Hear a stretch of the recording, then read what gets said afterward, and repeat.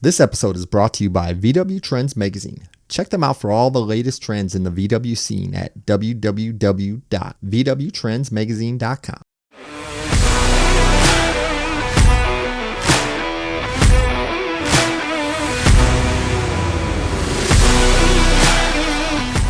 Good morning and welcome to the show. My name is Sean Smith. And my name is Prescott Phillips, and this is Brew City Bug Talk.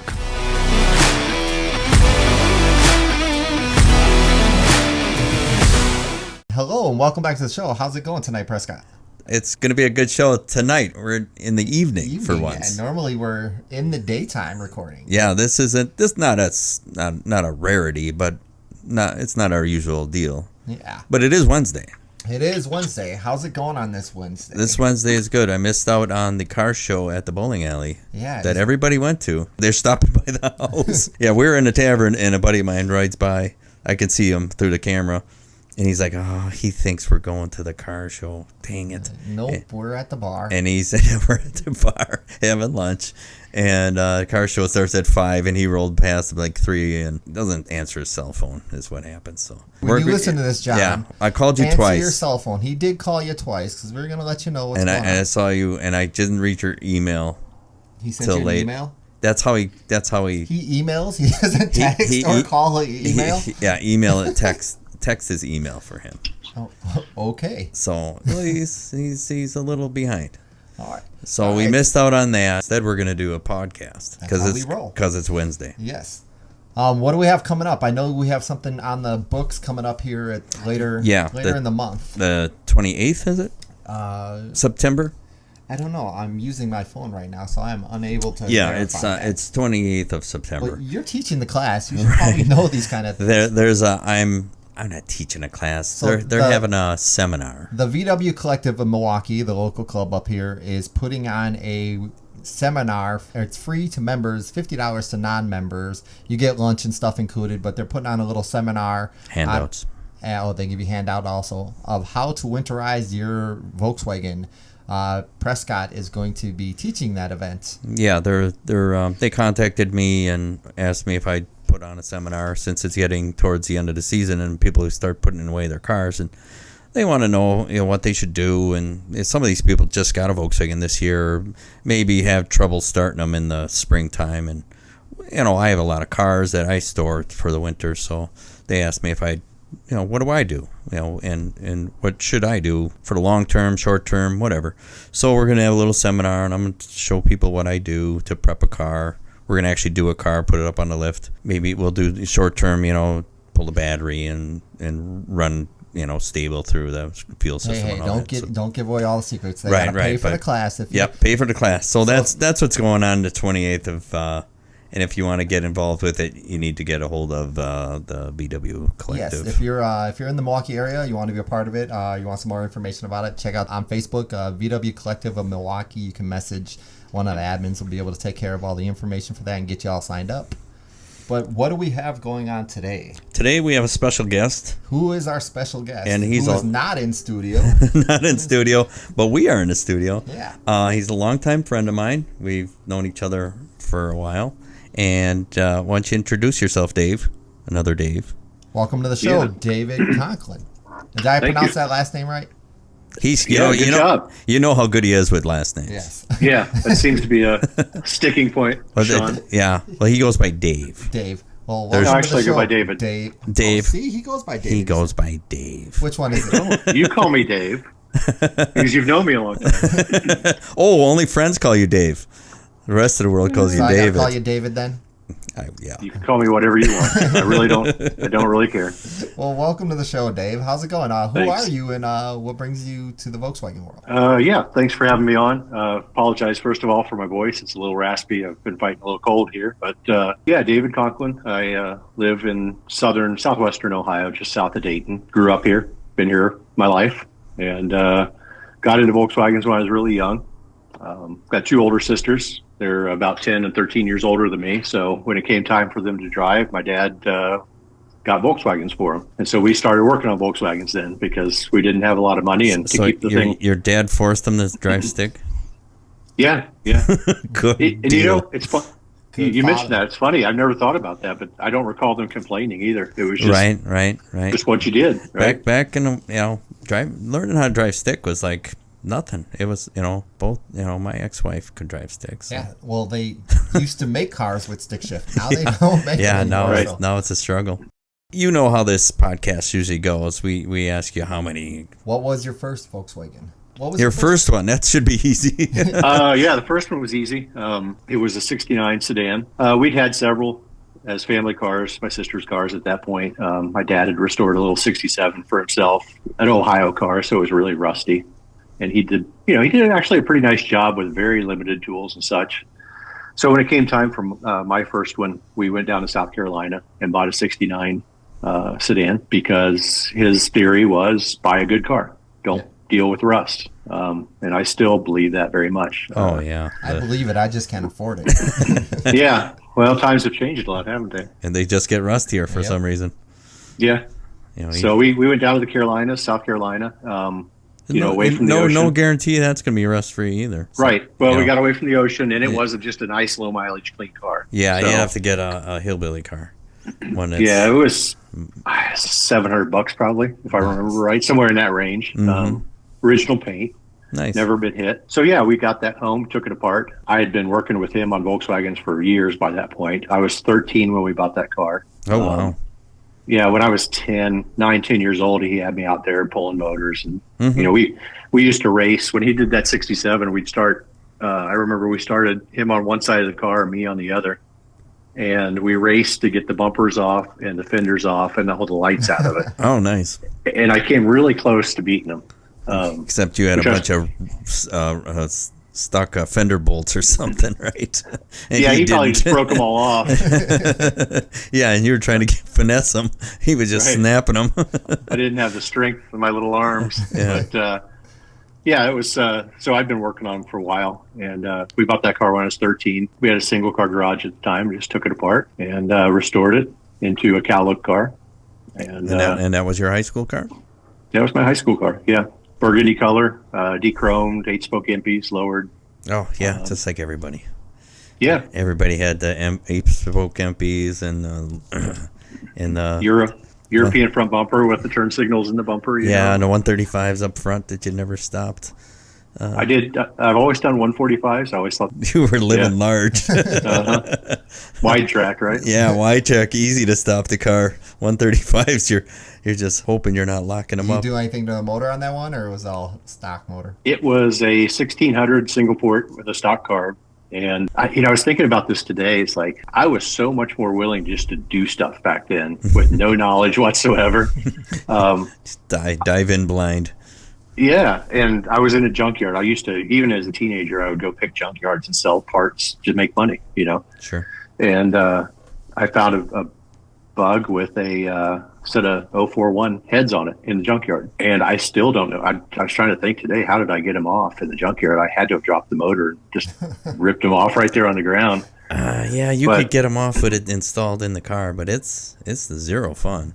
Yeah, so I ended up putting 041s on it, and then I found a guy locally here that had a pair of 40 DeLordos that he was selling cheap.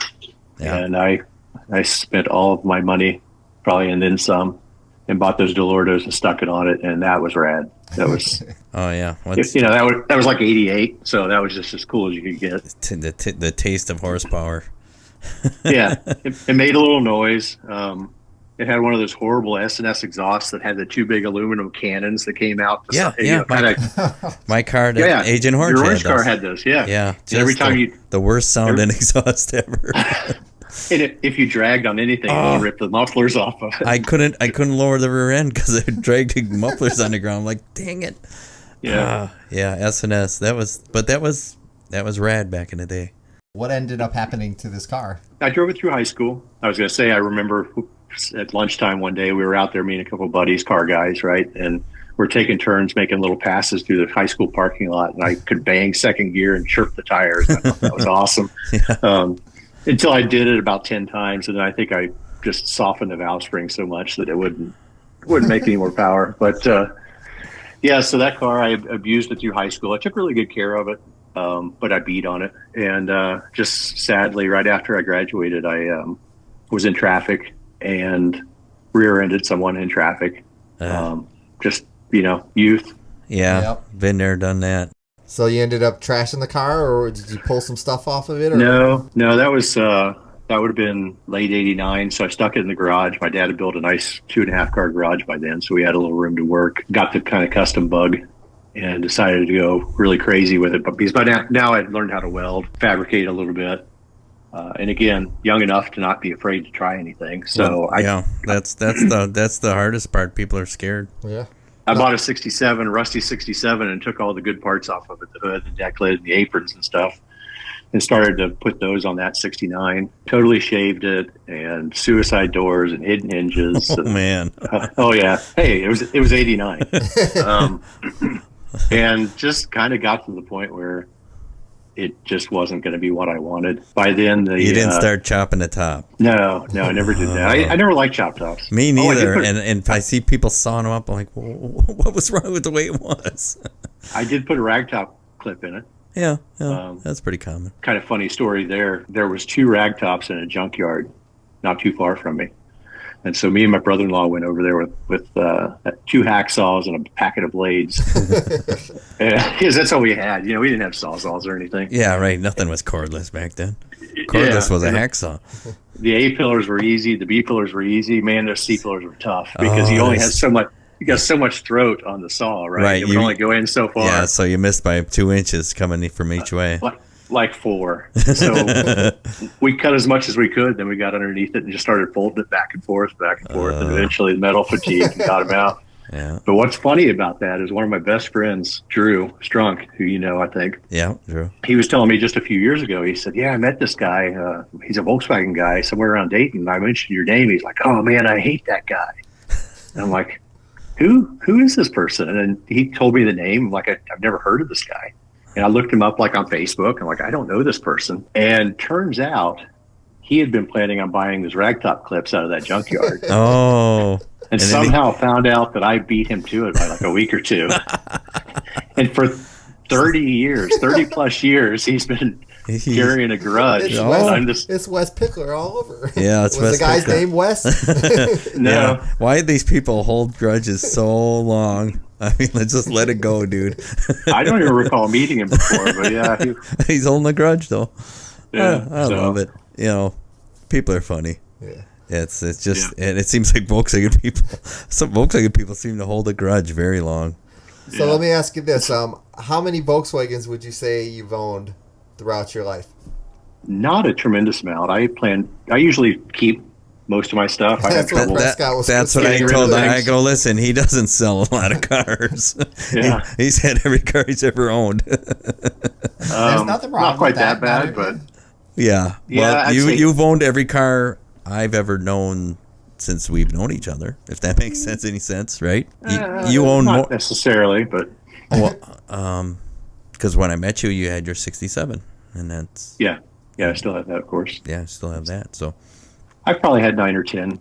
Okay, that's Not a tremendous amount, but just that's actually a pretty it's a common number. Yeah, for most people that aren't in the business of owning a shop or buying and selling and stuff like that, 9 or 10 seems to be around the common number that most people are like, oh yeah, I've probably had 9 or 10. And they own like half of those, yeah. Yeah. Right? You own how many Volkswagens? How many Volkswagens you own right now? I know you own other cars. just 2. Just the 2. So the 62 and your 67. Right. Yeah. Okay. I was telling Sean about the 62 you bought and how nice that thing was when you got it. And still is. And he's setting it up like he's about to shit on it. Like it was so good until I bought it. Until you made it into a chop top. You have a tendency to do that, to like crush our guest. You're like, oh yeah, it's great. It was great until you got it. No, that you bought it and it was mint. It was like unmolested. And you're like, this thing is so cool. It's got the original this and original that, and everybody's asking you, when you're gonna put a big motor in it, when you're gonna slam it, when you're gonna drag race this thing, and you're like, I'm never gonna do that, and blah blah blah. And slowly but surely, You know, Well, there's a story. You know, it's an original paint car. I bought it from the original family, the daughter of the original owner. Never been hit. oh, it's a beautiful, beautiful car. What's the name of the color? Yeah. Turquoise or something, right? Turquoise, yeah. Where'd Yes, you it's a- buy it? Was it an Ohio car, or did you travel to get this?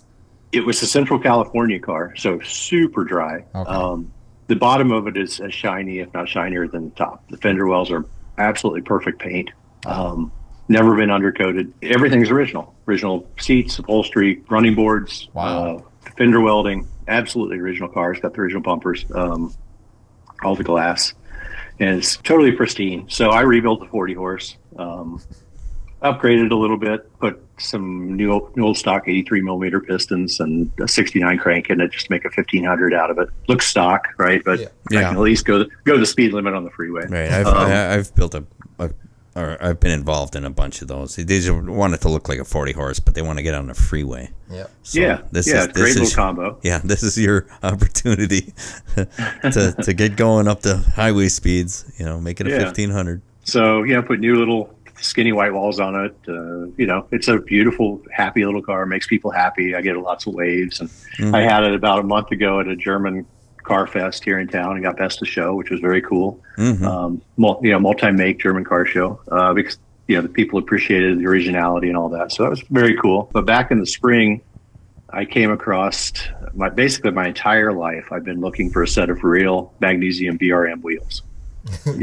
After 40 years I found a set, and I'm like, what do I do with these? I gotta put them on something. So and the 67 is Porsche pattern, so not gonna fit on those. So I decided to put it on the green car. And you call that to be green? honest, turquoise green. Some people see blue, most people see green. I see blue. It's a super cool color. I love that color. Yeah, but it is very polarizing. People either see blue or green. Don't you love it when people call it a different color? They say it's a seafoam green or something like that, or right. Or what other color they call it? Some other weird color. It's green. It's whatever color you want it to be. It's green. It's blue. Yeah. Blue green. Blue green. No, I love it when people just say, "Oh, your car's so cute." Cute, especially the black car. That's what I'm after. That's what I was going for. I was going for a super fast, cute car. Yes, thank you. Yeah. It's usually the chicks are saying that usually. Sorry for our female audience. Our one female out there. Yeah, our one female listening. I apologize. I'm sexist. So I put drop spindles in under it last weekend. Got some new Michelin tires, 70s era Michelin tires, 145s and 205s. XCX on the front, XWX on the rear. You buy them from I'm doing nothing. You get them from Coker or whatever? No. Tire Rack had them. Tire Rack? No kidding. Well, not cheap, but cheaper than Coker. Yeah, Coker is like, whoa. I mean, Yeah. those used to be cheap tires back in the day, the Michelin XZXs. $49 or something. Yeah, right. We would burn them up all day.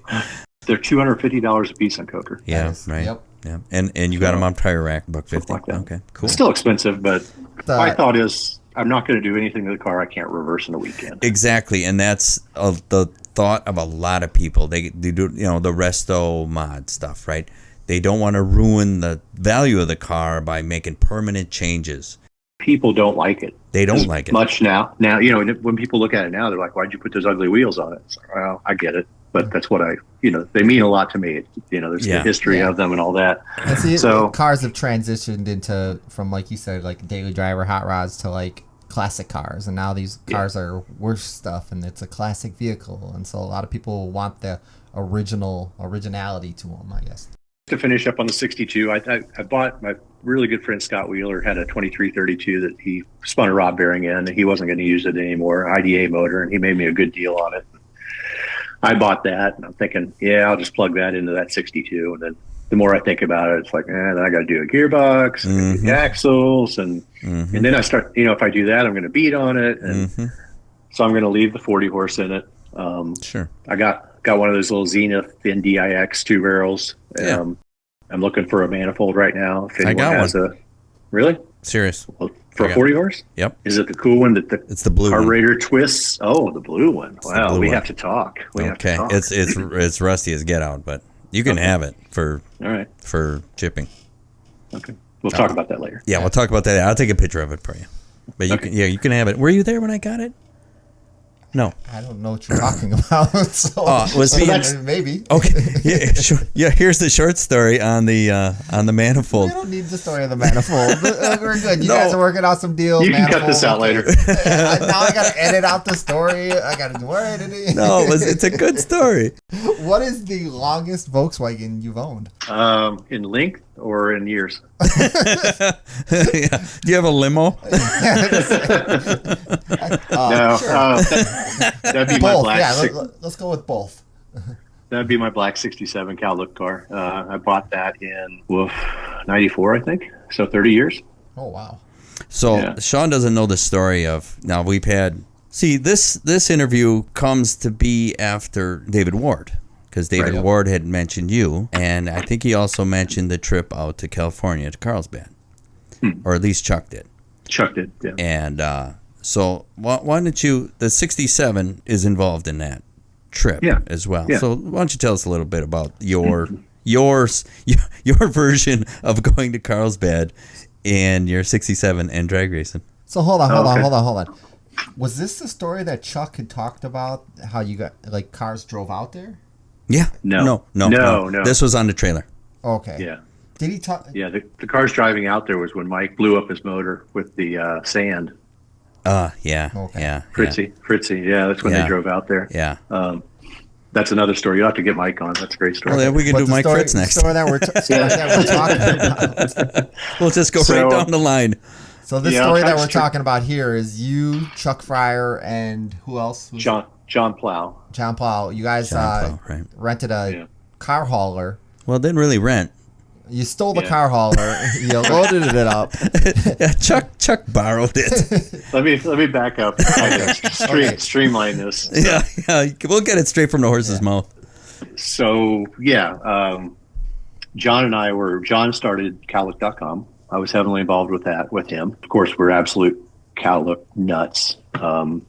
We went to California every year for the VW Classic, and really involved in it. Same with Chuck. He was into it pretty heavy. We're all in the same club. And in 2003, we decided, I'm not even sure where the idea came from. I'm sure it was me. Why don't we take the cars to California, and we'll hook up with some of our sponsors from Cowlook.com. Who are your sponsors from Cowlook.com? Oh, we had a bunch of them. VW Paradise was a big one. Oh, yeah, right. Kimco was a big one. CB Performance was a big one. Mm-hmm. Kimco, I remember. Cowlook.com was a big deal back then. Yeah, it was the forum. It was all of that. Yeah, it was a big deal. So pre-Facebook. Right, exactly. Yeah. So we decided we're going to go out west because we realized Chuck had a CDL and had access to a truck that would haul 3 Volkswagens open, which wasn't great, but yeah, it was like a fifth wheel, like you see on the highway that haul used cars. Yeah, that kind of deal. Man, Chuck's a rock star, dude. We got our car somewhere close to him up there in Illinois. Our cars, loaded him up, and he took them to California, and then we went home, got on a plane, and flew out there. Yeah, he rock starred him out there all by himself. Yeah, all by himself, there and back. Pretty awesome. So yeah, we got there. Midweek the cars showed up, so they got dumped at Troy Palmer's house. He was also in the CornPanzers. We had a big party with a bunch of the DKP guys and the guys from British Columbia, Lanny and Jeff and all those guys. Mm-hmm. Took turns driving each other's cars and just had a great evening. Now the race at Carlsbad, was that during the Classic or no? Yeah, it was just kind of an informal. So they would do test and tune on Saturdays. I think Thursday was the DKP night at what was Dairy Queen back then. Mm-hmm. So we went there. That was a pretty cool deal. That was a big important thing for us. So that was like one of the biggest cool Cowlook things going on at the time. So to get to take our cars to Dairy DKP Queen meet was a big deal. That was pre-Nix and all of that stuff, right? Yeah, same building. It just changed to Nix later. Mm-hmm. So got to go to that. Friday, we went to Kimco and had an open house. Mm-hmm. They did a big Mexican food thing, and we had a band, and we gave out awards. That was a pretty good party. The VW Paradise guys got the burnout contest going in the parking lot about 10 o'clock at night. Yep. And so there's about 5 or 6 cars doing 30-year burnouts in the parking lot. And next thing you know, it's police helicopters, and we get surrounded by all these police cars. Yeah, that was a Slovel and all of those guys, right? Exactly. Got a little hairy there. So what year was this? 03. 03? Yeah. Yeah. And then on Saturday we went to Carlsbad. So I had thrown my slicks and my Urcos in the truck, and we get to Carlsbad, and I jack the car up and I throw the slicks on it, and I'd let the car down, and immediately a tire goes flat. Ugh. I'm like, oh no, all this way, I've always dreamed of racing my car. Now you have a flat tire. Carlsbad Raceway, and I got a flat tire. And the tube, the valve stem on the tube, it got sliced on the wheel. Right, yeah. How, why, I don't know. It had air in it when I pulled it out of the truck. Did not have air in it when I put the car on the ground. Valve stem. So, now it's like, well, how do I fix this in the pits of Carlsbad? So I started running around the pits, hitting up anybody. Does anyone have like a bolt-in valve stem? And Muffler Mike, he's like, yeah, I got one in my toolbox. He opens up his toolbox and he's got a bolt-in valve stem. There you go. Screw-in stem. It's like, okay, now we got the fix. Now we got to get this tire just dismounted. Yeah, at least the bead broke off.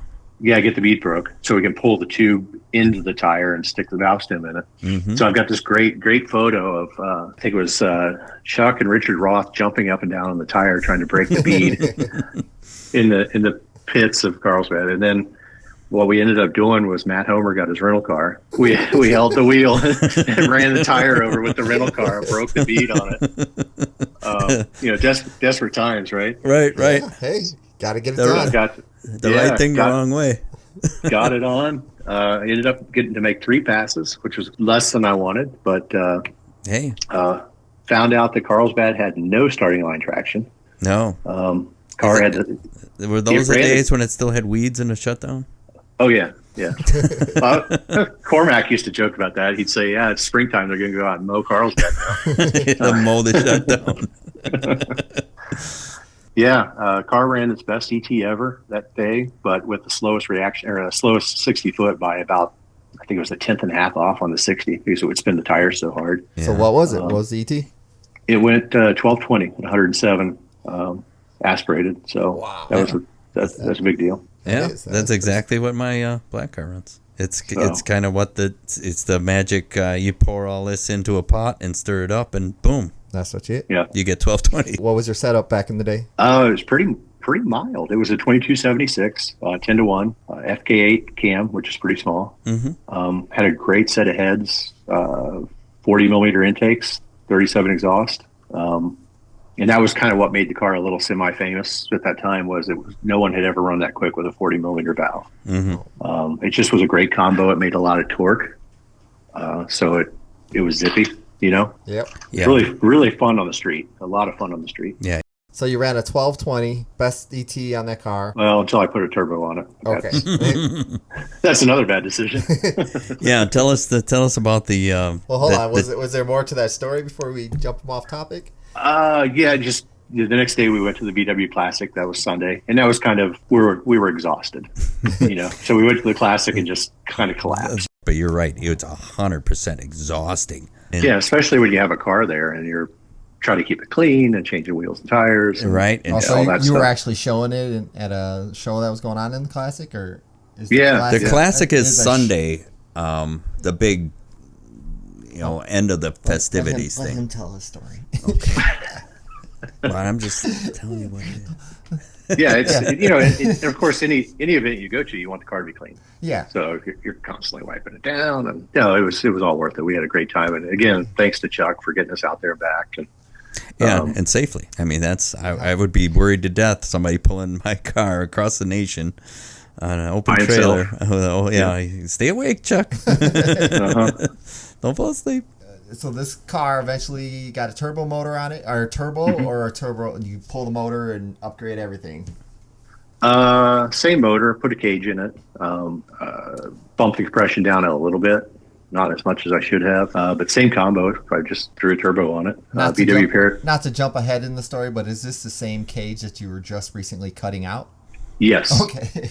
Yeah. That's the same cage that I distinctly remember welding in place going, man, someday I'm going to get this. I want to cut this out and it's going to suck. Yeah, this is going to suck when I cut this out. I can remember specifically thinking, man, this is going to suck someday. But, so you built this. Yeah. You built this car up to run. What were you planning on running with the turbo and everything?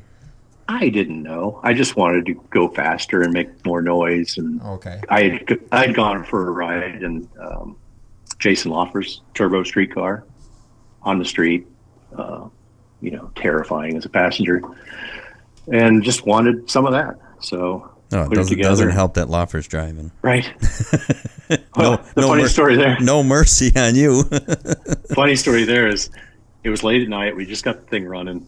We were actually in Vegas at a race, and he just kind of screwed the thing together at the last second. And we finally get it running and put together enough to be able to drive it. It's 11 o'clock, and we leave the track to go make a test drive around the industrial park there. And I hop in the car to go for a ride. I'm like, "Where's the belts?" He goes, "Oh, I don't have any belts." I'm like, he says, "It's cool. I won't wear mine either." If we crash, we both die. Yeah. At the time, as pumped up and excited as I was, that made a lot of sense. I'm like, "Okay, cool, let's go." Cool. And that was life changing. So just wanted to go fast. Right. I see why people do it. And then I know I see why they, like you did, pull it all right back out again. It's a different kind of fast too. Yeah, it's an all in fast. It when that thing comes on boost, it changes dramatically. Have you ran it with turbo setup at a drag strip? Yeah, I did. What were your numbers? It only ran a few times really good. It's just I was impatient with it. I didn't have the attention to detail I had when I was younger. Less time. It went 1084 to 127, which was pretty fast. I'm disappointed. I was going to say that's pretty quick. It's pretty quick. It had more potential. For a street car. Yeah. But I can only do that. I only did that a few times, and then just continue to have issues with it, and one thing after another. And it was fun on the street. Yeah, it's fun while it lasts. Yeah. And that's usually what everybody says. They love it when it's running, but it's never running. So is that why you decided to pull everything off of it? Just it got too much of a hassle, or? Yeah, I used to like taking it out, testing 2 nights and go to VW races and stuff like that. And then, I just continuously broke parts. Okay. I think the last race I went to was one of those. Remember that one they had in Indianapolis, Prescott? Yeah, it was. IRP. They had it 2 years. I think Steve won the last one. Yeah, Steve. We pulled Steve's car. I was working on my car, and I had to force Steve into going to that race. I says, "Listen, we'll take my truck, my trailer. I'll do all the driving to get you there. Just put your car in the trailer. That's all you have to do." I don't know. Which Steve is this? Steve Utranka. Oh. so we take the car down there, and then we had problems. We had problems with we were blowing fuses. Why aren't you this adventurous anymore? And then you don't want to go anywhere now. What do you mean? We took his car. Texas, Texas versus the world. Let's go. Texas and Indy, we're talking 5 hours. Oh, it's only away. 5 more hours away. Oh yeah, really? Yeah. Look at a map. I did. It's more than me. Bust out your MapQuest. Yeah. Yep. Pull out MapQuest. we put Steve's car, and then we're blowing fuses. I says, "Steve, we're here. I'm just gonna hotwire the thing. We're gonna bypass the fuse. Easy peasy." So we bypassed the fuse that kept blowing, and I says, if you smell smoke, turn it off. No smoke came out of the dash or anything. Yeah, and he ended up winning the race. It was a good time. But that was years ago. So you blew up you broke your car at that race? He won the second event they had there. I broke my car at the first one, and that was kind of the final straw for me. Because I bumped a trailer. I bought a bunch of race fuel. I just rebuilt the gearbox. Bought new seat belts. New seat belts. You had to do that every couple of years. Yep. So I put new seat belts in it. Hotel, gas to get over there. Just, had quite a bit of money into it. And I go out. Troy Palmer, one of the CornPanzers, flew out from California and was hanging out with us. And we went out to dinner the night before and had a few drinks, and we started smack talking to each other. And I said that car will run a 1050 something tomorrow. And he's like, bull crap, blah, blah, blah. He told me that if my car ran any sort of 10.5 pass, 10.5999, whatever, he would take his shirt and shorts off and do a handstand on the starting line. So, okay. Okay. I'm going to try anyways. So I immediately went up a couple pounds of boost, and I was racing Ohio Tom for just practice, just kind of a qualifying pass. And his Killer Bee? Yep. Lined up with Tom. Tree came down, let it eat. And, that's an NHRA track, so it is prepped really nice. Yep. And that thing hooked and boom, blew the gearbox out of it. Just busted the ring and pinion. Yeah. This sounds like a recent story here. Yeah. Yeah, if you've been following along with Adam Cockey and Stewart's Beach Up.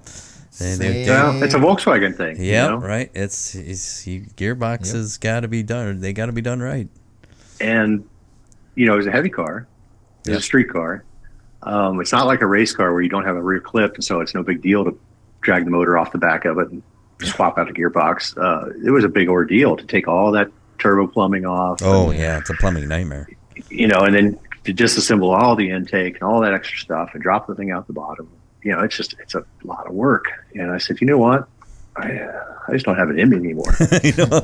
Yeah. Yeah. So I messed around on the street with it a couple more years, and then I just sort of parked it and have recently dug into cutting the cage back out, and I took the turbo off and sold it. And well, you sold the Urkos to my buddy Sean. Yeah. Not this Sean. Sean Milkey. Sean Milkey. Yeah. So he bought he bought your Porsche pattern. Those will see a track again.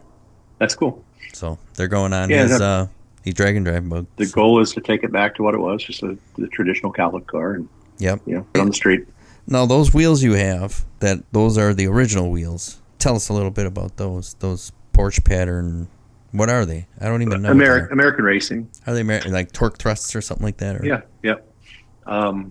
The ones that he sold to Sean, or the ones that are on it? No, the ones that are on it now. Ones that are on the car. They look like American, like Chevy pattern stuff, but they're Porsche pattern.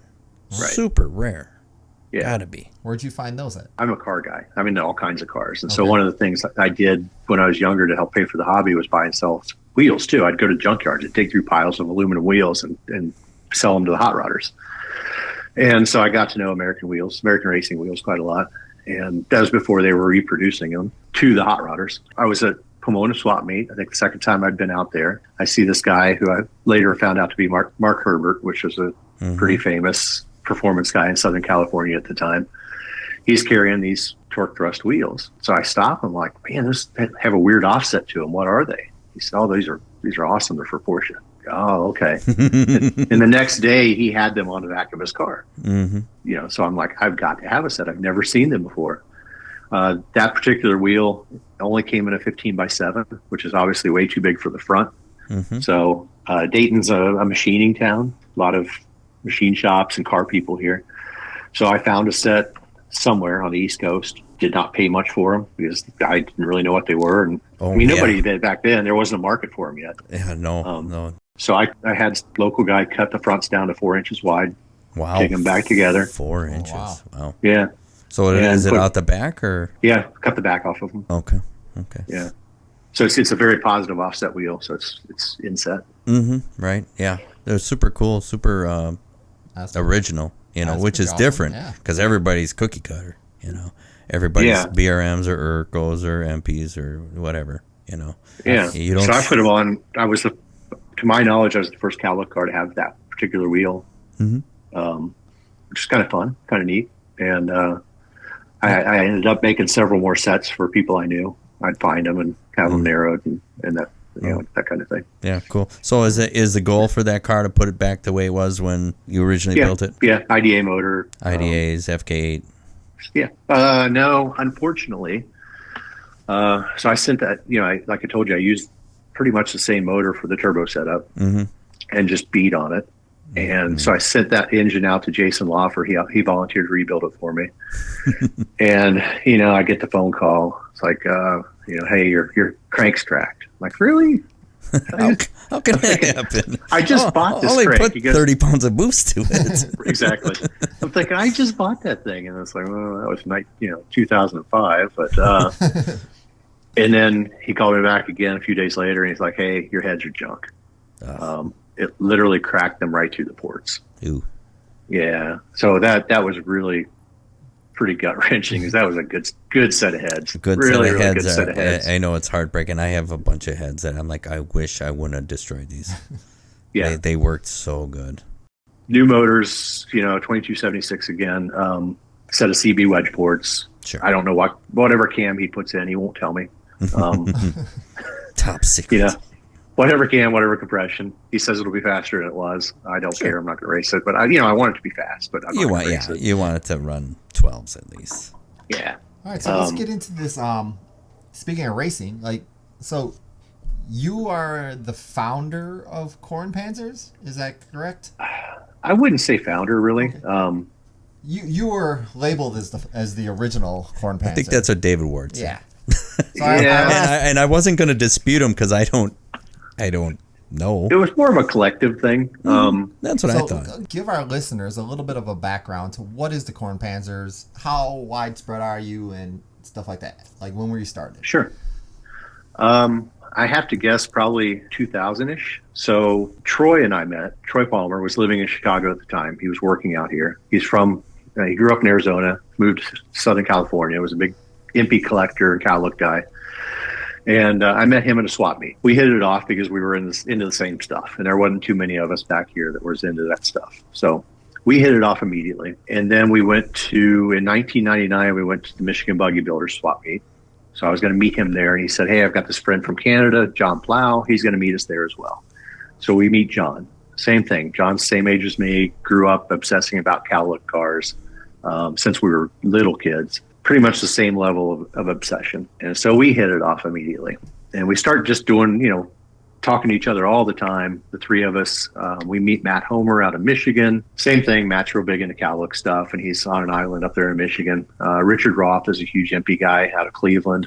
And that was kind of the core group to start with. And we just sort of decided to make a club. Several of us were in California for the Classic one year. It was probably 2000, I would guess, or 2001.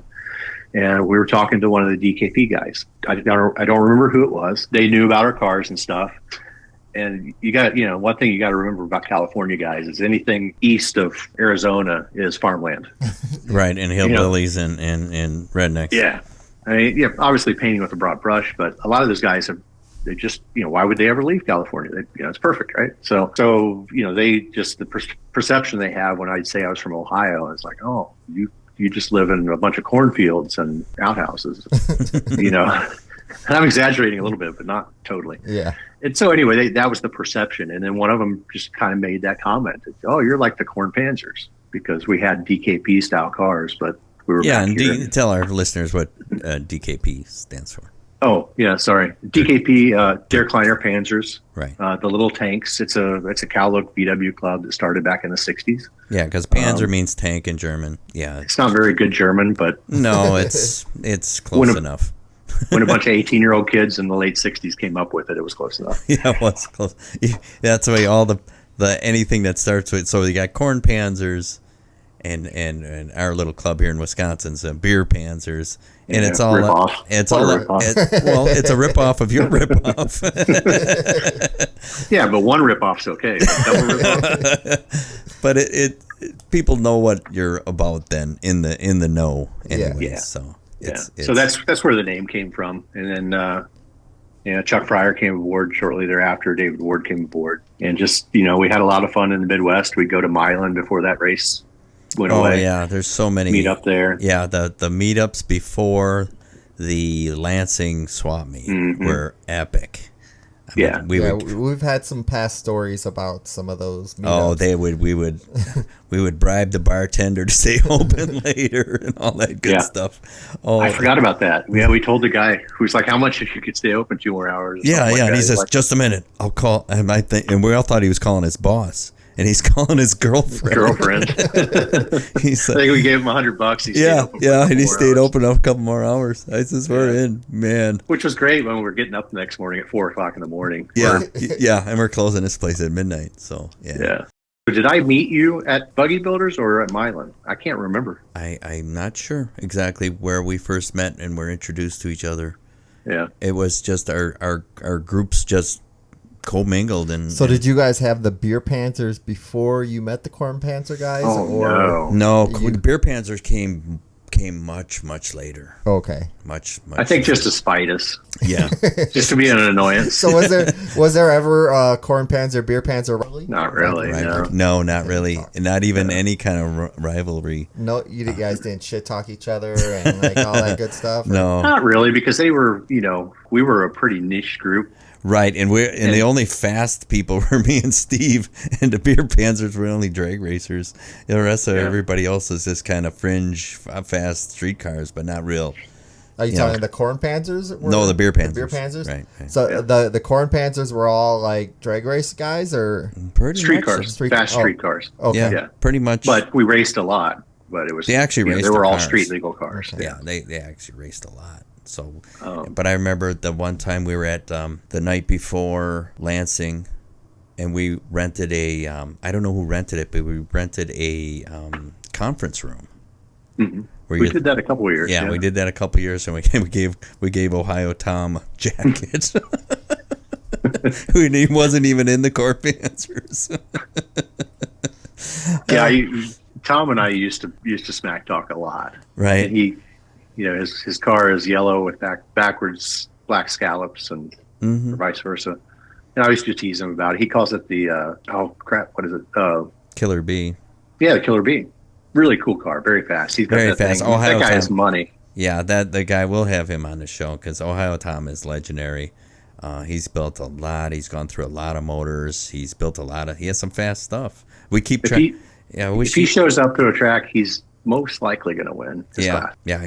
So was he a CornPanzer? Or No. He was in another group called DDK. Okay. And similar, a lot of fast street cars, good guys. But we had more of a rivalry. And so I used to mess with Tom and call his car the Spastic Bumblebee, which he didn't like. He did not like that. So I found this gold, like nylon, yellow gold colored, shiny 70s nylon jacket, painted like half of it black and chopped one sleeve off and gave him a special award at the party the night before the show one year. So hopefully he still has that and wears it with pride. But It's hanging in the shop, I'm sure. yeah, he's a great dude. Yeah. So how far did the CornPanzers stretch? Because Chuck was telling me that like it was really kind of loose boundaries. Yeah, Chuck's up north of Chicago. I'm down southern Ohio. John was in Toronto. Troy eventually moved back to California. David was in Wisconsin. So Yeah. So far flung. Yeah, David went from California to Chicago to Wisconsin. Matt Homer's the only one that stayed where he was born. Yeah, he's still in Michigan. And we have some great memories of Matt Homer. He was quite the character. So, yeah, still is. Yeah, Still is. unbelievable. If he was involved, you were gonna laugh because he was gonna do something stupid. That's not the guy from the picture that was trying to do the Oh yeah, he's pulling up on the steering wheel. You've seen the picture, right? Oh yeah, I He's was there for pulling, that one. Yeah, he was pulling up so hard on the steering wheel. He's gritting his teeth, and he's doing like a 1/4-inch wheelie. It does look like he was picking the car up via the steering wheel. Yeah, and his open face helmet. Oh, We've got to find a copy. This is the worst podcast ever, by the way. We're just telling stupid stories. This is our welcome to our podcast. yeah, and the thing is, nobody can find that picture anymore. Oh, yeah. Do you have it somewhere? Yeah, we've got it. I'll find it. Oh, if you got it, please send it. Because I Find think when it. we talked to Chuck, I was trying to. I have it somewhere, and somebody. and it was good enough to blow up just his face to see the expression on his face and him gritting his teeth, and with the grainy disposable camera or whatever it was taken with, and it's just hilarious. We see that and just die laughing. But Well, do you remember the first time you ever launched a car on slicks? well, I do, and it was my sandrail, Oh, okay. and I put that thing on the back bumper like straight up and down. With no wheelie bars, right? Yeah. And I had a track owner at the time, Broadway Bob, come up to me, and he said, "You're going to have to take it a little easier next time." But I did a wheelie straight up in the air, and the fan belt flew off, because I didn't take the fan belt off. I was an idiot. So, and I had no wheelie bars, and I had slicks. I had Firestone 6-inch slicks on my 2-seater sandrail. A bus transmission with a 438 or a 538. It was all climb the ring. Oh, that's all it did. It climbed the ring gear and just pointed that thing to the sky. It's like a rocket ship. And then the fan belt flew off, and everybody, Then I crapped my pants, and it was in Matt's defense, I remember the first time I launched my car on slicks. It was one of the first times I wore a helmet too, which and you can't hear the motor. Well, which adds weight to your head. Yeah. So I let this thing eat on the slick for the first time, and instead of spinning the tires coming off the line, it hooked and wheelied a little bit. Yeah. And I remember looking up at the headliner, like, "Hello, Mr. Sunvisor, how are you?" Because it just, with the extra weight of the helmet and all that, it whipped my head back. So to give Matt a little break there, I think that was the first time he'd ever run on a slick. Right, and Matt Homer's head is kind of big. Yeah. Is the CornPanzer still around? I don't know if it is or not. More loosely based. Well, we still have a group chat. Okay. We've got a group chat. We talk regularly. How many members are part of the CornPanzers? The chat. How many people are on the chat? Everybody but Richard. Okay. Richard keeps it low key, but the rest of us, are all. So how many people is that? You can make me count? Yeah, I can't count. Our listeners don't know. He's got his fingers up. 6 or 7, I think. Well, that's cool that everybody's been friends and contacts at least all these years. Oh yeah.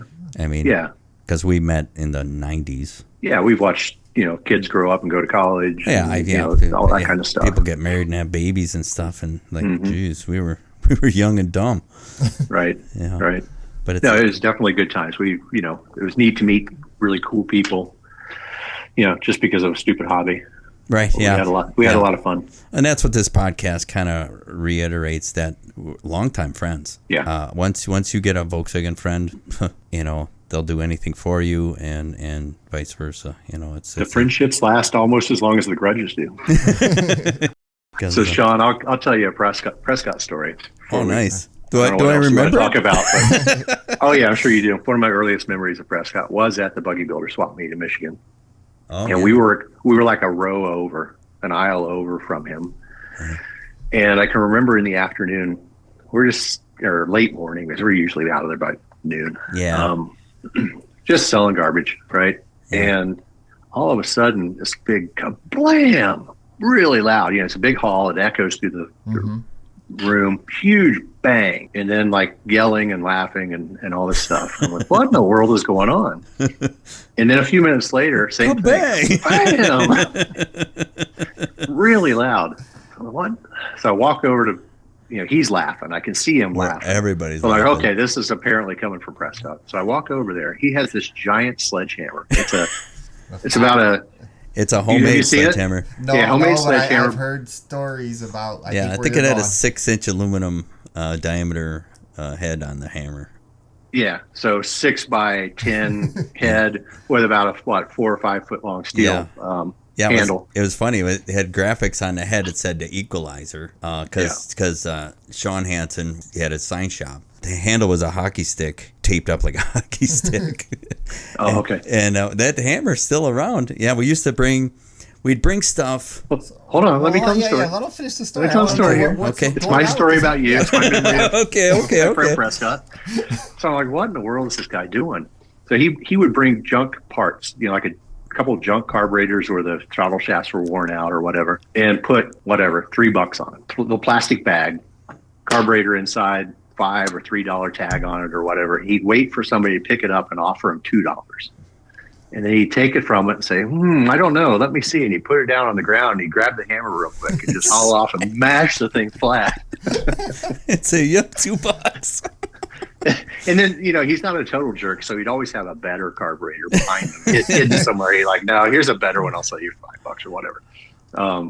So that was, that kept us laughing for a season or two. And then you also did the thing where you put a plastic bag out with a $1 bill in it and put a $1 price tag on it. It would melt people's minds. We would do anything just to get people attracted to our booth because it was boring as all get out. You've got to have fun at a swap meet, especially indoors. You're stuck there all day. We would bring stuff to smash. We would bring stuff just to sell, to see if somebody would give us $1 for it. No, that show was actually one of the best swap meet type shows that Yeah, and I've gone to in the Sean area. missed it when it was in its heyday. Yeah, well, I missed Yeah. everything in this hobby in its heyday. So, It was- but it's Yeah. still like as far as some of the other swap meets that I've been to, it was still by far the best one I've been to. Just Yeah. as far as the amount of stuff and the prices, like stuff was cheap there. Like Yeah. I Yeah, found you could bunch of find a cool deal. Stuff. Yeah, there are all sorts of screaming deals there. I walked there and I was shocked that if I wouldn't have had stuff already, I would have bought like a lot more. But Yeah, he was buying everything. yeah, He's for telling you. me, should I buy Yeah. this? I'm like, Hey, I don't know. I'll be dude. there. And I'll be this year set up. So come see me. okay. Yeah. We'll have to do that. We'll meet in person and hang out. Yeah, I think we covered everything. Yeah. Thank you for coming on the show. I appreciate it. Yeah, I mean, sure. for- Thanks. I mean, it's nice this to catch up. That's what this show is all about, is like going through the old times and, talking about the cool stories and getting them out there to share with the rest of the world. So thank you very much for coming on the show. And if you guys enjoyed the show and you want to reach out to us, feel free to email us at bcbugtalk@gmail.com. You can always reach out to us on Facebook at BruceCityBugTalk. We're on Instagram. We have YouTube. Anywhere, All the socials. all the socials. We're on top of it. We're not on TikTok. No, definitely not. Definitely not TikTok. Well, once again, thanks for being on the show. Yeah, and thanks, Dave. have a good night. Okay, peace out. Don't forget to subscribe to VW Trends Magazine for all the latest and greatest in VWs around the world. Visit VWTrendsMagazine.com to subscribe.